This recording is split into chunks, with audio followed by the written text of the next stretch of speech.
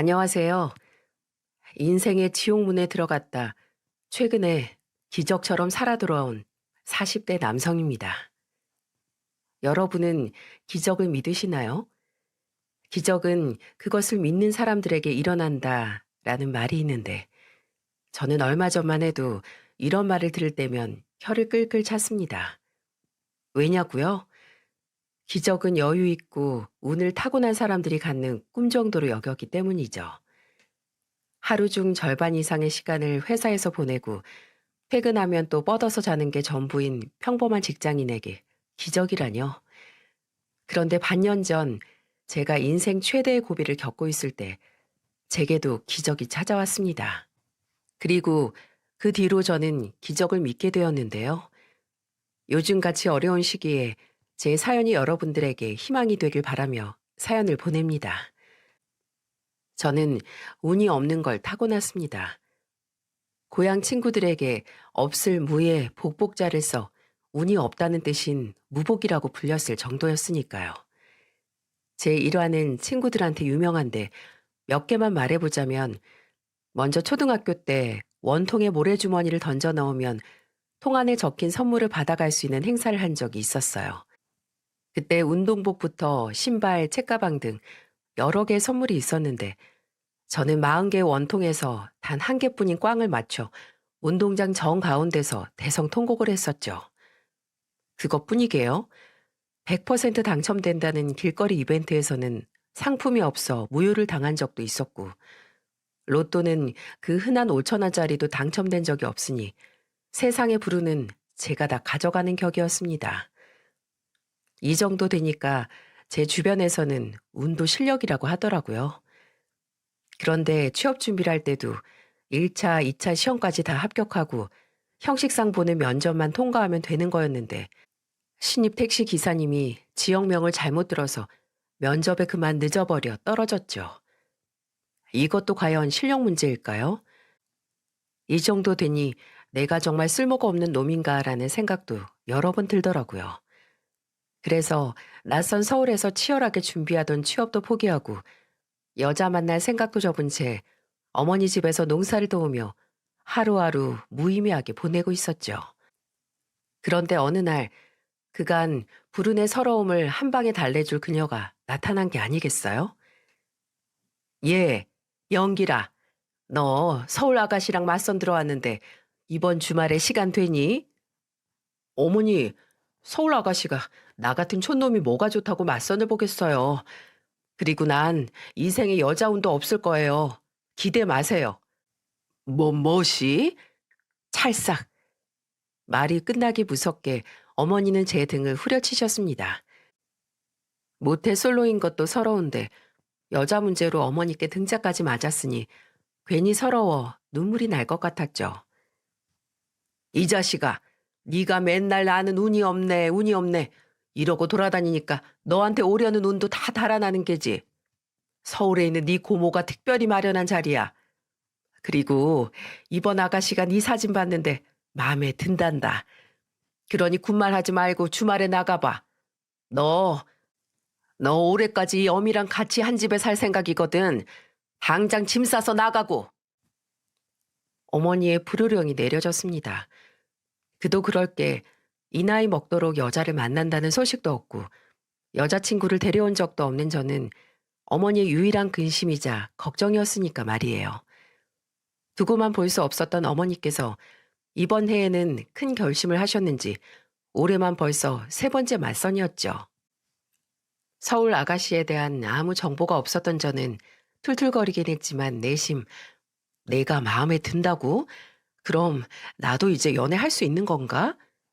라며 일명 김칫국이라 불리는 것을 원샷, 투샷 때려 넣고 있었죠. 드디어 맞선 날이 되었고 저는 아침부터 이발소에 가서 머리 손질을 하고 괜히 설레는 마음을 애써 진정시키며 맞선 준비를 했죠.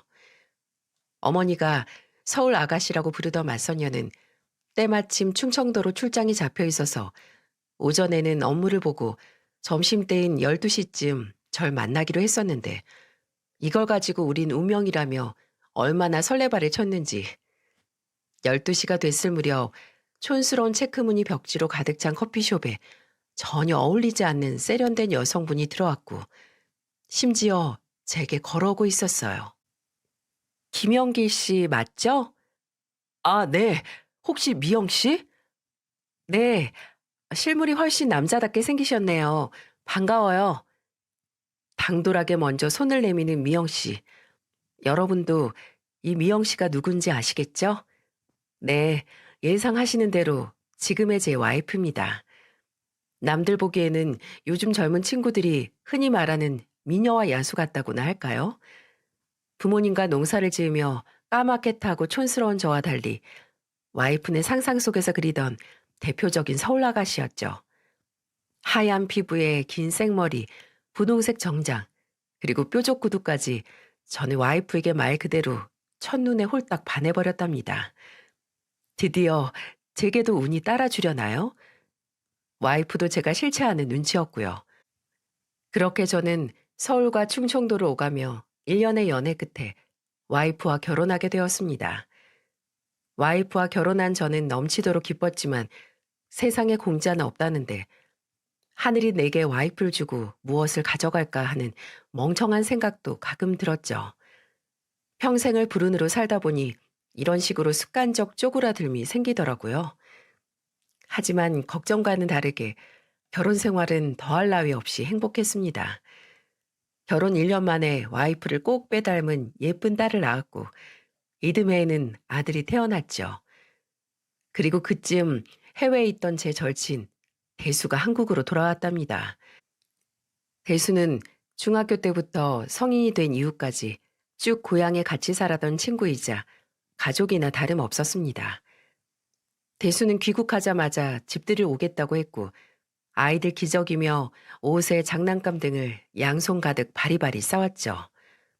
평소 와이프에게 대수 얘기를 많이 해서 그런지 와이프도 전혀 낯설어하지 않았습니다. 대수 씨 반가워요.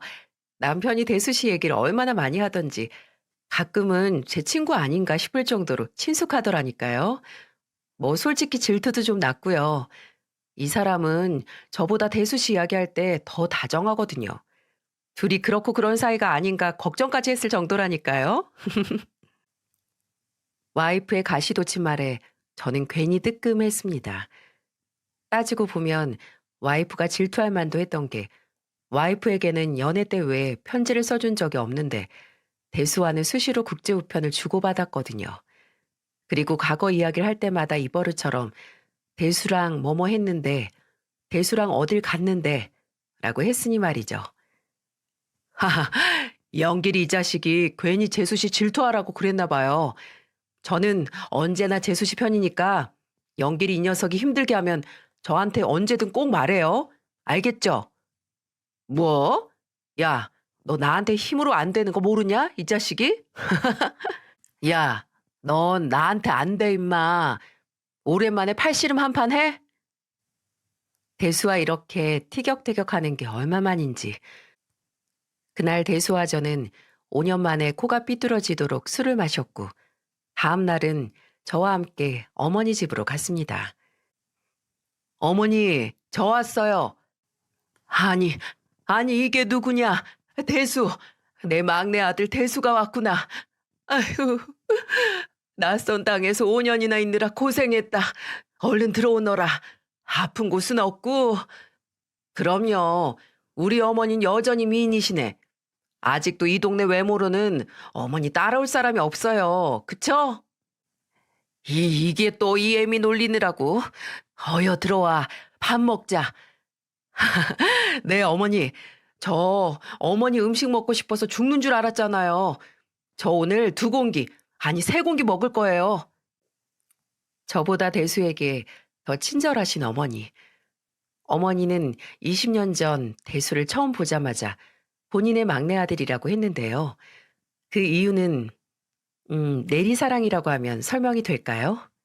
처음 대수를 만났을 때가 중학교 입학식이었는데 그때 대수는 할머니의 손을 잡고 입을 삐쭉 내밀며 발로 잔돌들을 퍽퍽 차고 있었죠. 산이며 논으로 쉼없이 뛰어놀아 얼굴이 새까맣게 탄 동네 친구들과 달리 그때의 대수는 지금의 제 와이프처럼 하얀 피부를 가지고 있었고 뼈밖에 없을 정도로 야위었습니다. 이런 대수를 보며 마을 사람들은 부모가 바람나 아이를 늙은 할머니한테 맡겼다 라며 수군덕거렸는데 단 한 사람, 저희 어머니만은 그러지 않았어요. 그리고 동네에서 대수에게 수군덕거리는 소리를 들었다 하면 이 할 일 없는 여편네들 같으니라고 그럴 시간에 가서 방이라도 한 번 더 닦아. 어린애 두고 못하는 소리가 없어 아주. 대수 부모가 바람 피우는 거 당신들이 봤어? 봤냐고. 대수는 부모 없이 시험도 100점씩 척척 맞아오더구만. 왜? 대수 똑똑한 게 질투나서 그래? 라며 동네에서 목청 높여 고래고래 지르셨죠. 그리고 왜 아주머니가 난리예요? 아주머니가 대수 엄마라도 돼요? 라는 말을 들을 땐 내 아들 맞아. 그러니까 다들 대수 건드리지 마. 또 한 번 그런 소리 짓거리고 다니다간 내가 가만 안 둘 줄 알아? 라며 엄포를 놓으시곤 하셨어요. 남 일은 보고도 모른 척, 들어도 안 들리는 척, 신경 쓰지도 말아라라며 누누이 말씀하시는 어머니의 이런 행동은 새로운 소문을 만들어내기도 했죠. 바로 아버지가 밖에서 나온 자식이라는 겁니다. 사람들 눈을 피해 대수 할머니께 맡겨놓고 챙겨준다면서요. 하지만 이건 사실이 아니었고 모든 진실을 알게 된 마을 사람들은 되려 어머니께 대단하다고 하셨죠. 어머니께서 유독 대수 일에만 목소리를 높이셨던 건 대수 할머니가 어머니에겐 친정엄마와 다름없는 분이셨기 때문입니다. 아버지가 경상도에 근무하시며 어머니를 만났는데 결혼하고 나서 고향인 충청도로 이사를 하시는 바람에 어머니는 친정 부모님과 2, 3년에 한 번 만날까 말까 하셨거든요. 어린 나이에 시집 오셨던 어머니는 친정 부모님이 자주 그리웠는데 그때마다 대수 할머니께서 친정 엄마의 역할을 대신 해주셨다네요. 그래서 대수 할머니 손주인 대수를 어머니께서는 막내 아들 삼으셨던 거고 연세가 많으신 할머니 대신 우리 어머니가 대수를 살뜰히 챙기게 된 거죠.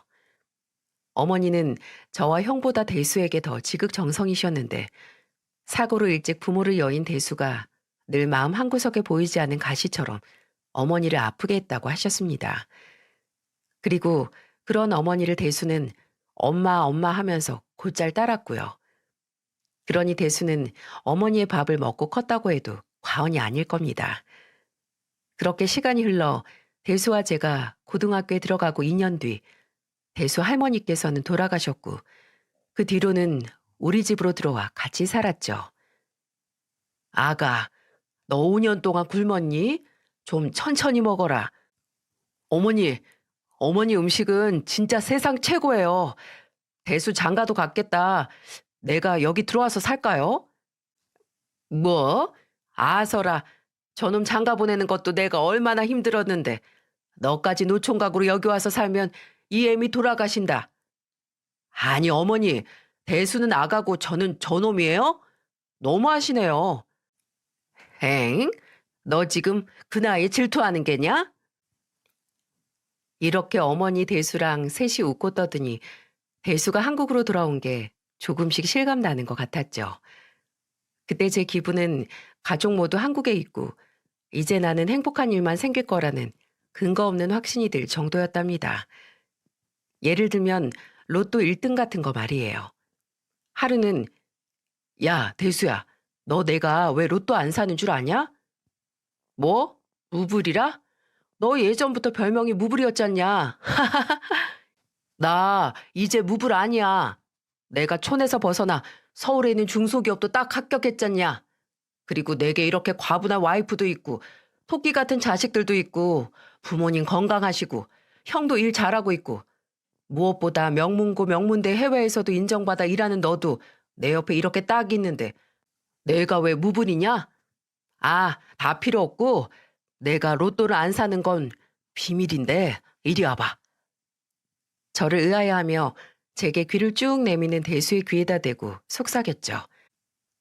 요즘 내가 운이 너무 좋은 것 같아. 내가 이런 적이 없었잖냐.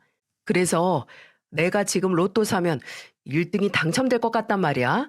이건 확실해. 그런데 내가 1등 되면 허파에 바람 들어서 혹시나 딴 생각할까 봐. 그래서 일부러 안 사는 거야, 짜식아. 라며 대수의 어깨를 톡톡 쳤죠. 뭐? 이 미친놈. 네가 요즘 진짜 복에 겼긴 하는구나. 말도 안 되는 소리 하고 있네. 대수랑 얼싸안고 난 이제 행운의 사나이다라며 한껏 흥에 취해 있을 때 핸드폰이 울렸습니다. 왜 드라마나 영화를 볼 때 주인공이 충격적인 소리를 들으면 순간 주변 소음이 아무것도 안 들리고 사람이 멍해지는 거 있잖아요. 제가 받았던 그 전화가 저를 딱 그렇게 만들었습니다. 순간 삐 하는 소리가 머릿속을 지배해 하늘이 빙빙 도는 것 같았고 그 외에 아무 소리도 들리지 않았어요. 그리고 제 몸은 덜덜덜 떨려댔죠. 이날 밤은 시간이 한참 지난 지금에도 제게 잊지 못할 밤입니다. 왜냐고요? 이날은 저희 형의 부고를 들은 날이었으니까요. 스멀스멀 다가오는 폭풍 전야 같은 시간이라는 걸 모른 채 저는 세상 다 가진 듯 행복에 겨워 있었던 거죠. 타고난 운은 어쩔 수 없다더니 제가 조금이라도 행복해 하려고 하면 왜 이렇게 초를 쳐대는지 정말 하늘이 원망스럽더라고요. 혹시 김영수 씨 동생분 맞으십니까? 저 형사인데요. 다름이 아니라 김영수 씨께서 극단적인 선택을 하셔서 지금 병원 영안실에 있습니다. 확인이 필요한데 지금 병원으로 와주시겠습니까? 여보세요? 여보세요? 갑자기 청천벽력과도 같은 소리에 저는 아무 말도 하지 못했습니다. 그리고 온 몸을 떨었는데 사시나무 떨리듯 떤다라는 표현이 딱 그 당시 제 모습과도 같았어요. 대수와 함께 뛰어간 병원 영안실에서는 정말 형이 누워 있었고 차갑게 식은 형을 눈물로 한번 안아보고 나서는 그대로 주저앉아 버렸죠. 3살 많은 형은 존재만으로도 저를 무적으로 만들어주는 그런 유일한 사람이었거든요. 저희 아버지는 참 가부장적이셨어요. 남자는 어딜 가서도 시원시원하게 말해야 하고 남자는 책임감이 있어야 하며 등등 남자는 이래야 해 저래야 해를 항상 입에 달고 사셨던 기억이 있습니다. 그런 아버지 성격에 매사 조용한 저희 형이 마음에 들 리 없었고 사고를 달고 사는 저 또한 아버지께 자주 혼이 나곤 했었답니다. 그럴 때마다 형은 제 잘못도 본인이 했다며 대신 혼나주기도 하고 그랬죠. 그리고 형은 제가 친구들이랑 싸우고 들어오는 날이면 다음날 학교로 쫓아와 내 동생 건드리는 사람은 누구도 가만 안 둔다며 친구들에게 으름장을 놓기도 했어요. 평소에는 말도 없고 자기 속내를 드러내는 성격이 아닌데 유독 제 일에는 감정 표현이 솔직했다고나 할까요? 형에 대해 짧게 말하자면 동생 바보라는 표현이 딱 맞을 것 같네요. 그런데 이런 형이 극단적인 선택을 고민하고 실행하는 동안 저는 대체 과연 뭘 하고 있었는지 그리고 도대체 어떤 이유로 극단적인 선택을 했는지 도무지 감을 잡을 수 없었습니다. 그런데 나중에 형이랑 같이 살던 친구에게 물어보니 형이 사기를 당했다고 하더군요. 형이 평소 의지하던 회사 선배가 퇴사하면서 본인 사업을 하고 싶은데 형 이름으로 사업자를 만들어 달라며 꼬셨다는 겁니다.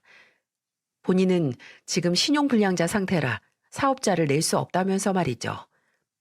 형이 처음엔 무슨 일인지 잘 몰라 거절했는데 그 선배라는 사람이 하루가 멀다고 형네 집 앞에 찾아와서 형에게 끈질기게 매달렸다고 해요.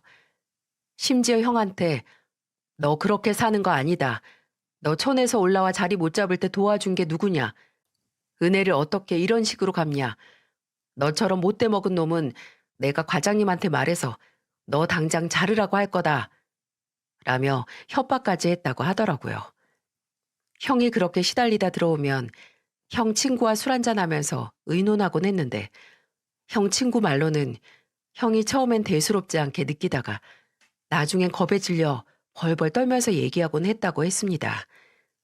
그렇게 어쩔 수 없이 회사 선배를 따라다니며 사업자를 만들어줬는데 글쎄 이 사람이 본인 사업은 사업대로 하면서 세금은 하나도 안 냈다는 겁니다. 게다가 여기저기 세금 계산서를 남발하여 발행했고 그 때문에 분기마다 매출 부가세가 5, 6천만 원이 넘게 나왔는데 형은 이조차도 모르고 있었고요. 그러다가 나중에는 갑자기 회사 사정이 어려워 세금 못 내겠다며 뻔뻔하게 나왔다고 하네요. 그리고 나중에는 이대로 회사 폐업하면 네가 이 세금들 다 갚아야 한다고, 사업을 계속 이어가려면 자금이 필요하다면서 형을 그렇게 협박해 형 명의로 신용대출까지 받게 했다는 겁니다. 세상에, 이게 말이 되는 소린가요? 저는 이 말을 듣고 있자니 형이 원망스러워 형 친구에게 우리 형 미친 거 아니냐고, 어떻게 사람이 그렇게 모자랄 수가 있어, 라며 소리쳤는데 형 친구가 나지막이 말하더군요. 영길아, 네 형 너무 미워하지 마라. 그 직장 네 아버지가 친구 통해 어렵게 잡아준 직장이잖냐. 부모님이랑 농사 짓는 거밖에 모르던 애가 사회생활이 얼마나 무섭고 어려웠겠어. 네 형 이번엔 보란 듯이 성공해야 한다고 하더라. 더 이상 부모님께 손 벌린 아들로 살기 싫다고. 동생한테도 민폐 끼친 형으로 남고 싶지 않다고 말이야. 그런데 안 해주면 직장에서 자른다는데 걔가 그 심성에 안 해주고 버틸 재간이 있겠어? 사기친 놈이 나쁜 자식이지. 불쌍한 네 형 그만 미워해라. 그래도 어떻게 그런 선택을 해. 남은 가족들은 어쩌라고. 머저리 같은 놈. 네 형이 사채까지 썼나 보더라고. 네 형 그렇게 되고 나서야 집으로 사채업자들이 찾아왔더라. 나도 그래서 알았어. 순식간에 몇 억으로 불어버린 빚을 네 형이 감당하기 너무 힘들었겠지. 미안하다 영길아. 영민이가 일이 다 잘 풀리고 있다길래 난 그냥 그런 줄 알았는데 그걸 믿은 내가 미친놈이지. 다 내 잘못이야. 내 잘못. 형 친구가 한마디 한마디 뱉을수록 저는 숨이 조여왔어요. 우리 형 정말 세상 둘도 없는 바보 아닌가요? 전 속으로 바보 천치라며 온갖 욕도 했습니다. 형의 장례식은 부모님 없이 저와 대수 둘이서 치렀죠.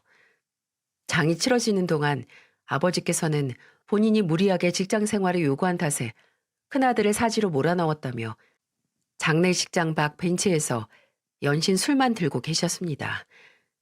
왜 부모상은 자식들이 꾸역꾸역 밥 한 숟가락은 넘기는데 자녀상은 부모가 상주석에 서 있지도 못하고 밥 한 술 뜨지도 못한다는 말이 있잖아요. 우리 어머니가 딱 그러셨습니다. 장례식이 치러지는 동안 어머니는 물 한 모금 입에 대지 않으셨죠. 그리고 눈물 콧물로 온몸에 수분이란 수분이 다 빠져버렸는데 그 상황에서도 울다 혼절하기를 반복하셨거든요. 어머니가 너무 걱정돼 혼절하셨을 때 링거줄을 꽂아놨는데 이내 눈을 뜨셔서는 자식이 죽은 마당에 내가 살아서 뭐하냐 이러시며 살갗과 같이 손등에 있는 바늘을 뜯어내어 던지시고 오열하셨죠. 그 바람에 제가 응급실도 몇 번이나 쫓아 올라갔고요. 형의 장례식이 끝나고 저와 대수는 형을 그렇게 만든 사람을 잡으려고 백방으로 쫓아다녔죠. 그런데 사기도 아무나 치는 게 아니라더니 그 말이 딱 맞았습니다. 만나면 갈기갈기 찢어버리겠다고 다짐한 사기꾼은 모든 정황을 싹 지운 채 이미 해외로 도피한 상황이었거든요. 대수와 친한 변호사의 도움과 재산 포기각서를 통해 어느 정도 해결되는 듯 보였는데 문제는 따로 있었죠. 바로 제 어머니요. 늘 밝고 호탕하신 어머니였는데 형의 죽음 이후로 어머니는 표정 없이 하루하루를 억지로 살아가셨으니까요. 전에는 손주들을 보겠다며 양손 가득 반찬을 지시고 기차 타고 오시기도 하셨는데 이제는 제가 데리고 가도 머리 몇 번 쓰다듬어 주시고는 바로 돌아 누우시곤 하셨습니다. 지금 사연을 쓰며 떠올려 보니 저와 쏙 빼닮은 제 아들이 형이랑도 많이 닮아 어머니께서 더 슬퍼하셨을 수도 있겠다는 생각이 들긴 하네요. 그렇게 어머니는 하루하루 더 말라가셨어요.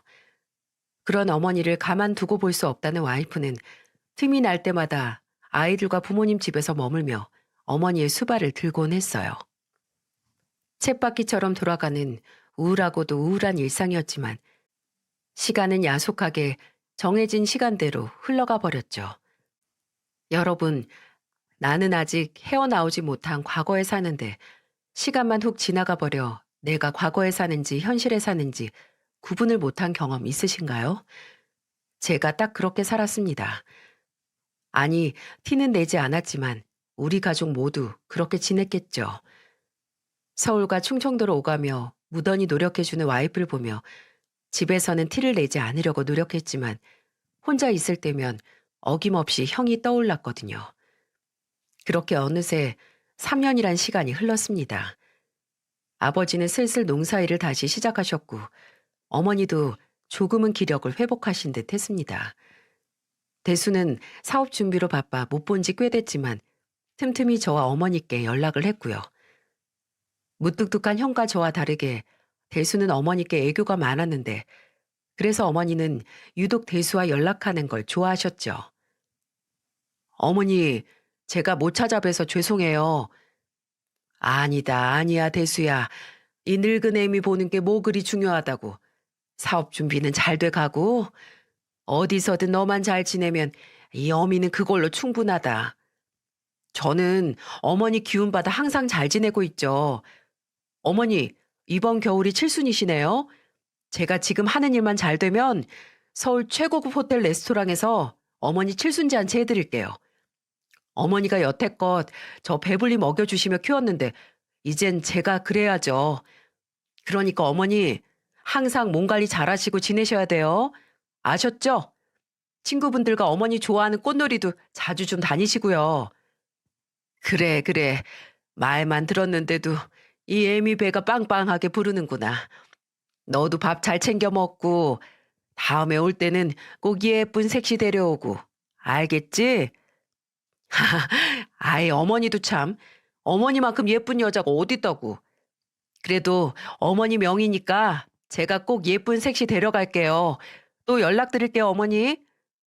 그래, 그래. 또 연락하자. 그렇게 대수랑 통화한 날이면 어머니는 나지막이 콧노래도 부르시기도 하셨죠. 그렇게 시간이 점차 더 흐르고 어머니는 기력을 많이 회복하셨는지 와이프가 갈 때마다 한 손을 꼭 잡으시곤 산책하러 다니셨죠. 혹시나 마음에 제가 뒤따라가 보면 와이프에게 꽃반지도 만들어주시고 꽃 목걸이도 만들어주시며 제 와이프를 보듬어 주시더라고요. 하루는 와이프가 집으로 돌아와 제게 울먹이며 이런 말을 했습니다. 여보, 나 오늘 어머니 말씀에 펑펑 울었지 뭐예요? 왜? 어머니가 뭐라고 하셨는데? 오늘도 평소처럼 어머니랑 손을 꼭 잡고 산책하러 나갔어요.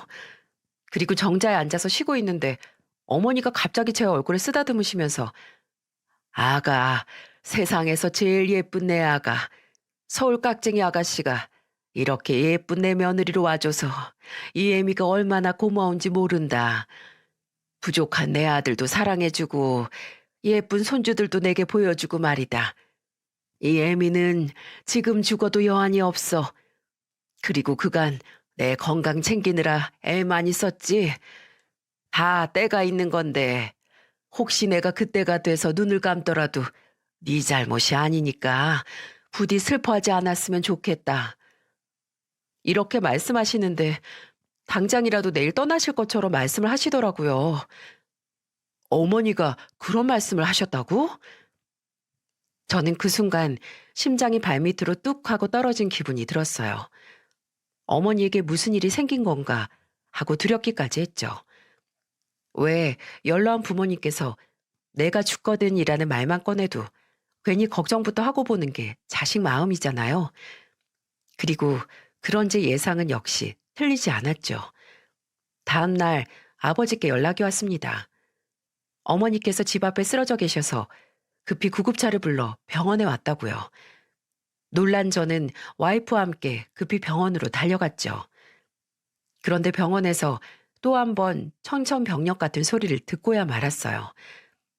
암이 이미 온몸으로 퍼져 더 이상 가망이 없다고 왜 이 지경이 될 때까지 어머니를 모시고 오지 않았냐는 말이었죠. 그때 의사 선생님의 말씀을 빌리자면 어머니께 몇 번이나 입원을 권하셨다네요. 그런데 어머니는 매번 자식과 상의해 본다는 말만 하시고는 진통제만 처방해 달라고 하셨다고요. 그 당시 어머니 표정은 이미 치료를 포기하신 것처럼 보였다고 했습니다. 이제 와서 생각해 보니 어머니 집에 갔을 때마다 약통이 항상 가득 차 있었고 여기저기 급하게 찢긴 약 봉투들이 보였는데 저는 왜 눈치채지 못했을까요? 병원 응급실에서 어머니가 잠시 눈을 뜨셨을 때 저는 어머니에게 원망을 퍼부었어요. 어머니, 왜 그동안 비밀로 하셨어요? 제가 이 모든 사실을 갑자기 알게 되면 슬퍼할 거란 생각은 안 하셨어요? 적어도 자식으로서 어머니께 최선을 다할 시간은 주셨어야죠. 영기라, 넌 이미 내게 최선을 다했는데 뭐가 더 필요하니? 애미는 이미 충분히 살 만큼 살았고 더는 여한이 없단다. 그리고 제 자식 앞선 애미가 무슨 염치가 있어 더 살겠다고. 그러니 너도 이 가망 없는 애미 때문에 혹여나 돈 쓸 생각하지 말거라. 어머니, 진짜 너무하시네요. 형만 자식인가요? 저랑 대수는요? 저랑 대수도 어머니 자식이에요. 어쩜 그렇게 어머니 생각만 하세요? 얘야, 미안하구나. 그런데 나 너무 힘이 들어. 너일 보며 힘내다가도 밤만 되면 몸서리치게 허하고 영민이가 생각나 잠을 이룰 수가 없단다. 너한텐 정말 미안한데 이 엄마 편하게 잠 한번 자보고 싶구나. 이 엄마가 무슨 말을 하는지 알겠지? 몰라요. 전 모르겠다고요. 화가 난 저는 모든 걸 체념한 어머니의 표정을 더는 보고 싶지 않아 뒤돌아 나왔죠. 정말 지금 와서는 너무 후회되는 순간입니다. 결국 어머니의 뜻대로 하기로 한 저는 어머니를 병원에서 모시고 나와 집에서 모셨고 그렇게 석 달을 더 사시고 칠순을 이틀 앞둔 날 돌아가셨어요. 어머니 장례식을 치르고 동네 어르신들 그리고 제 지인들에게 연락을 돌리기 시작했죠. 그런데 이상하게 대수와 연락이 닿지 않았습니다. 대수에게 무슨 일이 생긴 건지 어머니의 가벼운 감기에도 서울에서 쫓아오는 애였는데 어머니가 편찮으시단 제 문자를 보고도 며칠간 연락 한 통 없는 게 의아했거든요. 어머니 가시는 길 못 빼면 평생을 후회할 대수라는 걸 알았기에 저는 장례식 내내 초조했습니다. 장례식 이틀째 어머니 칠순 생일날이었어요. 그리고 그날 밤 여전히 나타나지 않는 대수를 생각하며 괘씸함까지 몰려왔어요. 이 자식 나타나기만 하면 가만 안 두겠어 라며 이를 갈고 있었죠. 그렇게 밤 11시가 다 되어갈 때쯤 제게 낯선 번호로 전화 한 통이 걸려온 게 아니겠어요? 여보세요? 누구신가요? 전화기 너머로 아무 대답 없이 흐느끼는 목소리. 저는 그게 대수라는 걸 단번에 알아차렸습니다. 너 대수지? 야, 김대수. 너 뭐하는 놈이야? 너 내 연락 못 받았어? 어머니 편찮으시다고 했는데 여태껏 뭐하다 이제야 연락하냔 말이야. 네가 우리 어머니한테 어떻게 그럴 수 있어? 이 배은망덕한 자식아. 계속해서 대답 없이 울기만 하는 대수. 어머니까지 돌아가신 마당에 이 녀석까지 이런 식이니 정말 제가 미치고 팔짝들 노릇이었죠. 너 어디야? 당장 이리로 안 와? 어머니 발의는 참석하라고. 영기라, 나 못 가. 아니, 안 가. 안 온다는 말에 저는 그 당시 머리 끝까지 화가 났던 것 같습니다. 네, 말 그대로 머리 꼭지가 돌아버렸던 거죠. 저는 쉴 새 없이 욕을 퍼부었고 네가 사람 새끼면 당장 튀어와라며 고래고래 소리를 질러댔습니다. 영기라, 나 망했다. 아이 쫄딱 망해버렸다고. 같이 동업하기로 한 친구가 내 사업자금 투자금들까지 싹 들고 잠적했어. 나도 석 달 전에야 사기당했다는 걸 알았고 그 뒤로 사기꾼 잡으려고 백방으로 쫓아다녔는데 결국 찾지 못했어. 이 정도 찾았는데 없으면 이 사기꾼 자식 해외로 도망간 거겠지. 그리고 투자자들이 나를 공범으로 아는지 사기꾼 대신에 나를 고소하겠다며 끈질기게 쫓아다녀서 어디 다니지도 못해. 영길아, 나도 전 재산이 탈탈 털려서 지금 집 월세도 못 내서 내일이면 길바닥에 나앉게 생겼어. 뭐?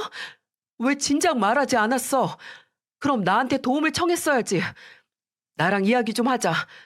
밥은 먹고 다니는 거야? 이리로 와. 와서 밥도 좀 먹고. 사업하겠다며 잔뜩 신이 나 몇 개월간 열심히 했던 대수에게 일어난 일들은 쉽사리 인정할 수 없었어요. 어렸을 때부터 수재로 명문대 해외 대기업까지 나온 대수가 사기를 당할 거라곤 상상도 하지 못했는데 잔뜩 겁먹은 목소리 그리고 떨리는 숨소리까지 이대로 대수를 혼자 두었다간 또 무슨 일이라도 생길 것 같아 대수를 한시라도 빨리 만나야겠다는 생각뿐이더라고요. 영길아, 나 어머니한테 칠순날 서울 호텔 뷔페로 초대해서 잔치 열어주겠다고 약속했었다. 그런데 지금 내 꼴을 좀 봐.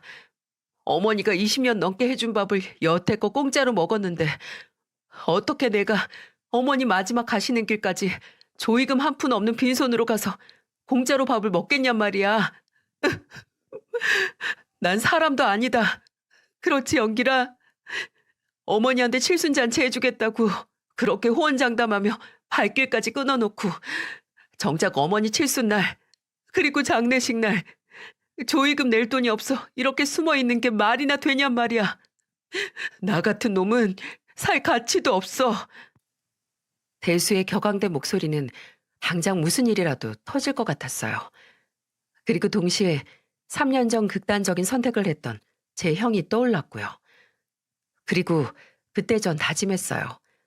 비록 형을 지키진 못했지만 대수만큼은 꼭 지키겠노라고 말입니다. 쓸데없는 소리 하지 말고 계좌 불러. 나도 월급쟁이고 최근에 이래저래 돈이 많이 들어가서 당장 여윳돈이라곤 500만 원밖에 없다. 이거라도 넣었어. 고마워, 영길아. 그런데 나 그 돈 언제 갚을지 몰라. 당분간은 절대 못 갚을 거고. 시끄러, 이 자식아. 누가 너 보고 돈 갚으래? 그냥 살라고. 그게 나한테 갚는 거니까 쓸데없는 생각하지 말고 살아.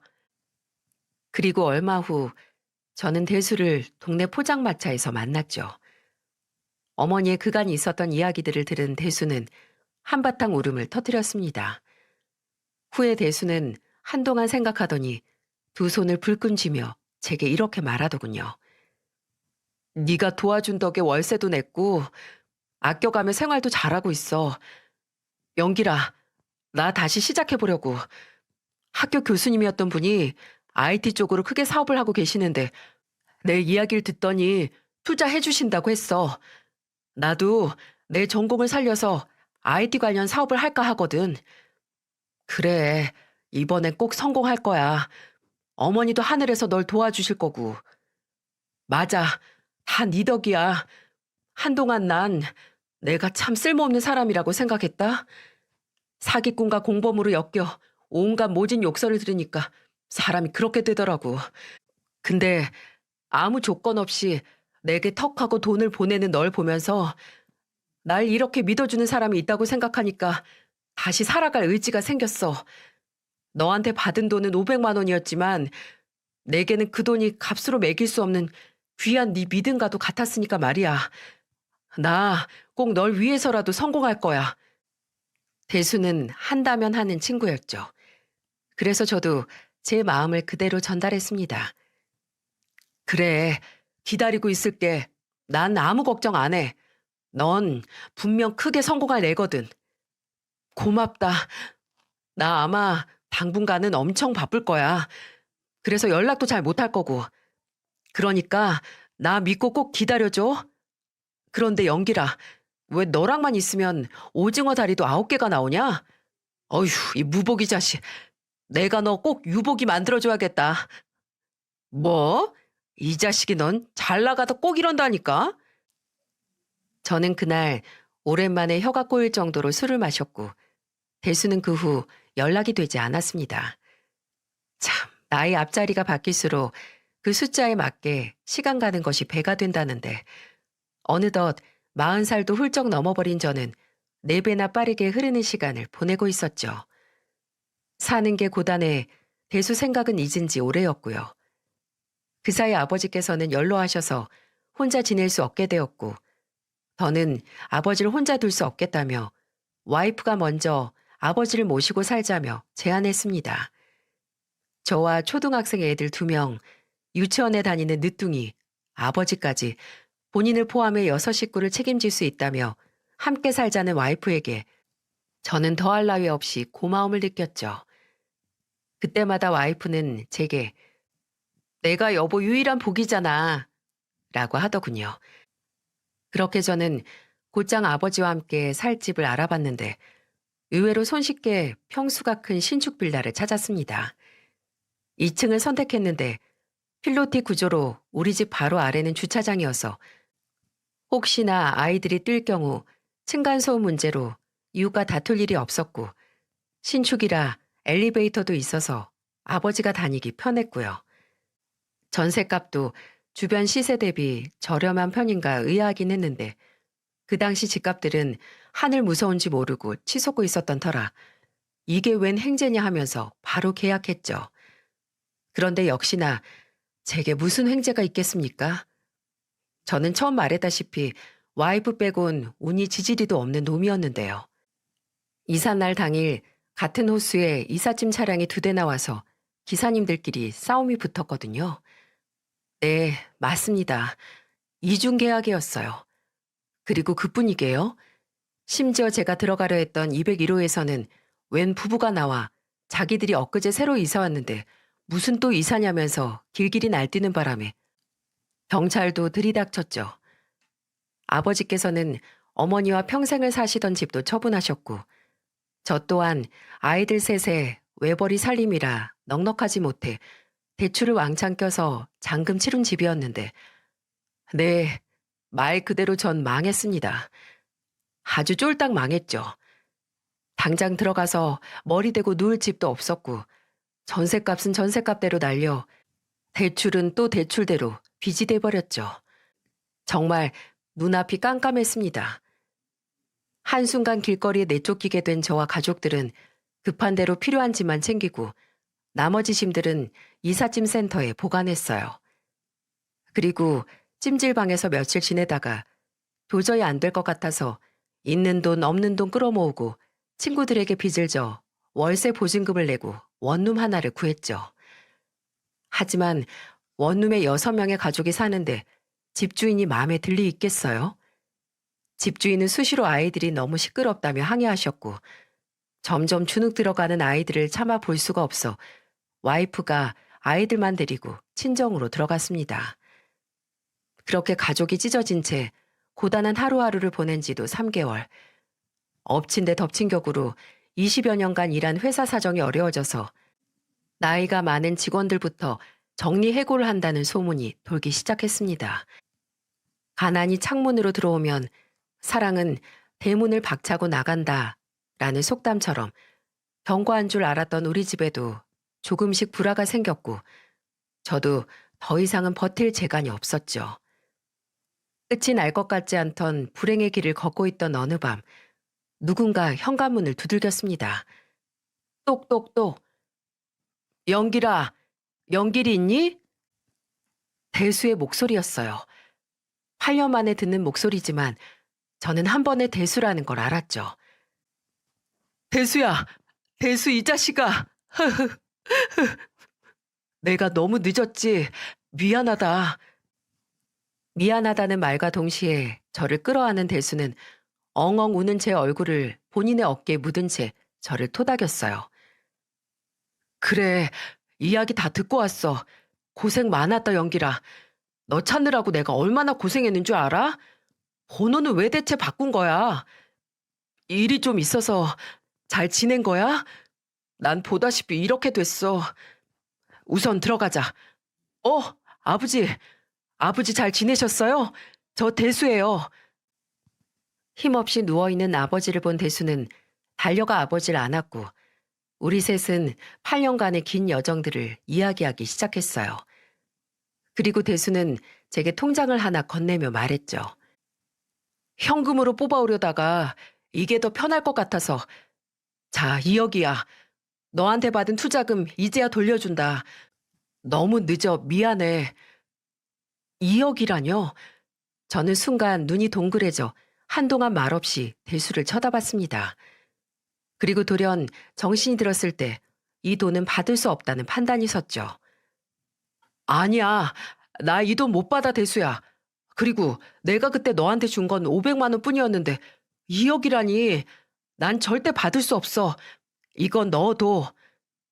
영길아, 너 그때 내가 한 말 기억해봐. 내가 너한테 받은 건 500만 원이 아니라 네 믿음이라는 말. 나, 날 믿어주는 사람이 있다는 그거 하나만으로 여기까지 온 거야. 오히려 2억밖에 못 줘서 미안할 뿐이고. 그래도 안 돼. 나 이 돈 받을 수 없고 당장 갚지도 못해. 시끄러워, 이 자식아. 누가 너 보고 돈 갚으래? 그냥 살라고. 그게 나한테 갚는 거니까 쓸데없는 생각 말고 살아. 하며 피식 웃는 대수. 맞습니다. 제가 8년 전 대수에게 500을 건네며 했던 말이었죠. 영길아, 이 돈이 정 부담되면 엄마 살아생전 내게 해주셨던 밥값이라고 생각하면 안 될까? 나 아직도 엄마 칠순잔치 못 해드린 게 마음에 걸려. 나 정말 이렇게라도 갚아야 마음 편하게 살 수 있을 것 같아. 이 또한 내 욕심이니까 네가 내 욕심 한 번만 채워줘라. 어? 대수의 진심 어린 말에 저는 더 이상 거절하면 안 될 것 같다고 생각했고 통장을 움켜쥐며 말했습니다. 그래. 야, 네가 좀 많이 먹었냐? 나랑 형이 먹는 것보다 매번 배로 더 먹었지. 그리고 그뿐이냐? 우리 어머니 사랑도 네가 몇 배로 더 먹었잖아. 그래서 우리 세 형제 중에 네가 키도 제일 크고 덩치도 항상 제일 컸으니까 말이야. 내가 이거 받을게. 그런데 내가 꼭 갚을 거다. 돈으로 못 갚으면 어머니 대신 내가 밥 해주지 뭐. 야, 그건 싫어. 난 네가 한 요리가 얼마나 맛없는 줄 모르지? 그리고 오늘 내가 오징어 다리 10개 있는 놈으로 10마리 사왔다. 저는 이렇게 대수가 준 돈으로 기적처럼 다시 재기할 수 있었어요. 지질이 복도 없는 제게 지옥문에서 이러지도 저러지도 못하는 절체절명의 순간에 기적이 이루어진 거죠. 그리고 오늘 저는 대수 결혼식에 다녀와 이렇게 사연을 쓰고 있습니다. 일하는 데만 몰두하다 평생 노총각으로 사는 건 아닌가 했는데 와이프에게 소개받은 재수 씨와 한 번에 눈이 맞아 반년 만에 결혼까지 골인했죠. 대수의 활짝 웃는 모습을 보니 제가 다 벅차 주책맞게 남몰래 기쁨의 눈물을 삼켰습니다. 여러분, 제가 처음 말했던 기적은 그것을 믿는 사람들에게 일어난다 라는 말 기억하시나요? 나중에 생각해보니 이 말이 딱 맞는 말이었습니다. 와이프를 만나 내 인생에도 복이 있구나 싶었을 땐 아이도 갖고 행복하게 지냈다가 형의 죽음 앞에 그래, 난 운이 없는 놈이었지 하고 지내니까 줄줄이 나쁜 일들만 생겼던 게 말이죠. 그래서 저는 지옥 문에서 해방한 이후로 항상 긍정적인 생각만 갖기로 다짐했습니다. 여러분들도 제 사연을 듣고 꼭 그러셨으면 하고요. 제 긴 이야기를 들어주셔서 정말 감사합니다.